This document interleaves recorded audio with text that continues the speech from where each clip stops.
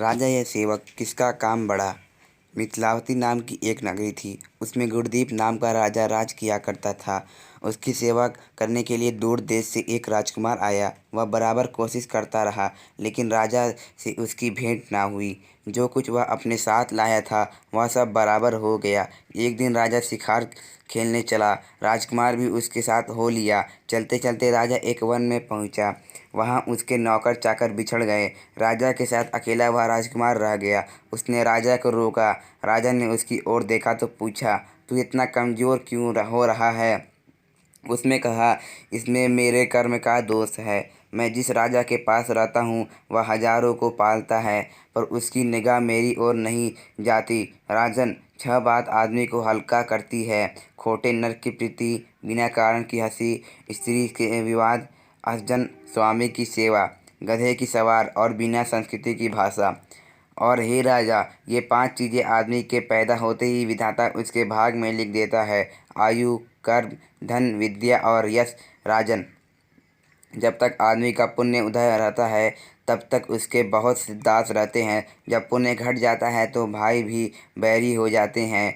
एक पर एक बात है, स्वामी की सेवा अकरात नहीं जाती, कभी ना कभी फल मिल ही जाता। यह सुन राजा के मन में उसका बड़ा असर हुआ। कुछ समय घूमने घामने के बाद नगर लौट आए। राजा ने उसे अपने नौकरों में रख लिया। उसे बढ़िया बढ़िया कपड़े और गहने दिए। एक दिन राजकुमार किसी काम से कहीं गया। रास्ते में उसे एक देवी का मंदिर मिला। उसने अंदर जाकर देवी की पूजा की। जब वह बाहर निकला तो देखता है क्या है, उसके पीछे एक सुंदर स्त्री चली आ रही है। राजकुमार उसे देखते ही उसकी ओर आकर्षित हो गया। स्त्री ने कहा, पहले तुम कुंड में स्नान कर आओ, फिर जो कहोगे सो करूँगी। इतना सुनकर राजकुमार कपड़े उतारकर जैसे ही कुंड में घुसा और गोता लगाया कि अपने नगर में पहुंच गया। उसने जाकर राजा को सारा हाल कह सुनाया। राजा ने कहा, यह अचरज मुझे भी दिखाओ। दोनों घोड़ों पर सवार होकर देवी के मंदिर पर आए। अंदर जाकर दर्शन किए और जैसे ही बाहर निकले वह स्त्री प्रकट हो गई। राजा को देखते ही बोला, महाराज, मैं आपके रूप में मुग्ध हूँ। आप जो कहेंगे वही करूँगी। राजा ने कहा, ऐसी बात है तो तू मेरे इस सेवक से विवाह कर ले। स्त्री बोली, यह नहीं होने का, मैं तो तुम्हें चाहती हूँ। राजा ने कहा, सज्जन, लोग जो कहते हैं उसे निभाते हैं, तुम अपने वचन का पालन करो। इसके बाद राजा ने उसका विवाह अपने सेवक से कर दिया।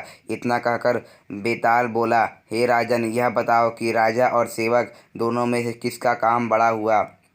राजा ने कहा, नौकर का। बेताल ने पूछा, सो कैसे। राजा बोला, उपकार करना राजा का तो धर्म ही था, इसलिए उसके उपकार करने में कोई खास बात नहीं हुई। लेकिन जिसका धर्म नहीं था उसने उपकार किया तो उसका काम बढ़कर हुआ। इतना सुनकर बेताल फिर पेड़ पर जा लटका और राजा अब जब उसे पुनः लेकर चला तो उसने 8वीं कहानी सुनाई। दोस्तों, अगर आप सभी को यह विक्रम और बेताल की कहानी अच्छी लगी होगी तो आप सभी हमारे चैनल को सब्सक्राइब करके वीडियो को लाइक कर लीजिए।